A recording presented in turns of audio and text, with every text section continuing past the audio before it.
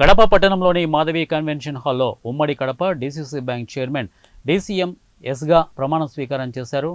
కడప జిల్లా అట్లూరి మండలానికి చెందిన ప్రముఖ రైల్వే కాంట్రాక్టర్ టీడీపీ సీనియర్ నాయకులు సూర్యనారాయణ రెడ్డిని డీసీసీ బ్యాంక్ చైర్మన్గా, అన్నమయ్య జిల్లా రైల్వే కోడూరు ప్రాంతానికి చెందిన జయప్రకాష్ను డీసీఎంఎస్గా తెలుగుదేశం పార్టీ అధిష్టానం నిర్ణయించింది.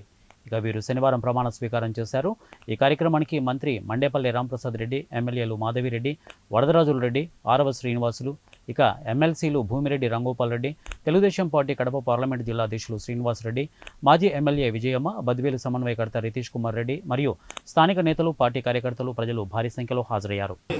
ఎమ్మెల్సీ రాంగోపాల్ రెడ్డి గారు, కోడూరు ఎమ్మెల్యే శ్రీధర్ గారు, మరి సోదరుడు రితేష్ రెడ్డి గారు, అదేవిధంగా గోపాల్ రెడ్డి గారు, బీటెక్ రవి గారు, అదేవిధంగా హరిప్రసాద్ గారు, సాయి లోకేష్ గారు, మరి తాతంశెట్టి నాగేంద్ర గారు, వేదిక మీద ఉన్న పెద్దలు, తెలుగుదేశం పార్టీ కడప జిల్లా వ్యాప్తంగా ఉన్న కుటుంబ సభ్యులందరికీ కూడా ఇది ఒక పెద్ద సంతోషమైన వార్త అని చెప్పి ఈ సందర్భంగా తెలియజేస్తా ఉంటా.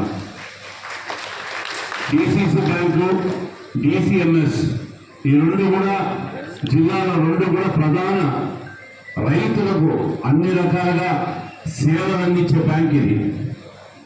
కష్టకాలంలో ఉన్న రైతులకు రుణాలు ఇచ్చి ఆ రుణాల ద్వారా పంటలు వేసుకునే దానికి ఈ బ్యాంకులు అన్ని రకాలుగా ఉపకరిస్తాయి.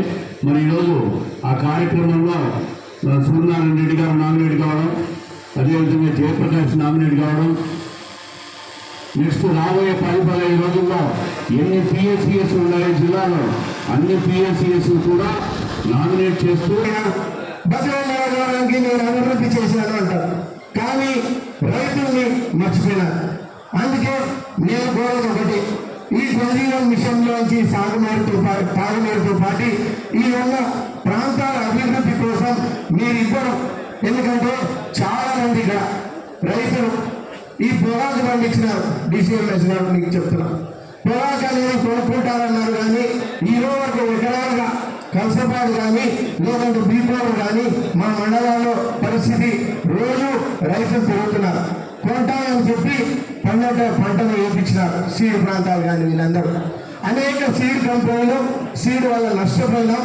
వీటిని తీసుకొని రావాలంటే రోజు ఈ రైతుల పక్కన మాట్లాడుతున్నా పోలీస్ స్టేషన్లో పంచాయతీలు చేయాల్సిన పరిస్థితిలో ఉన్నాం మనం.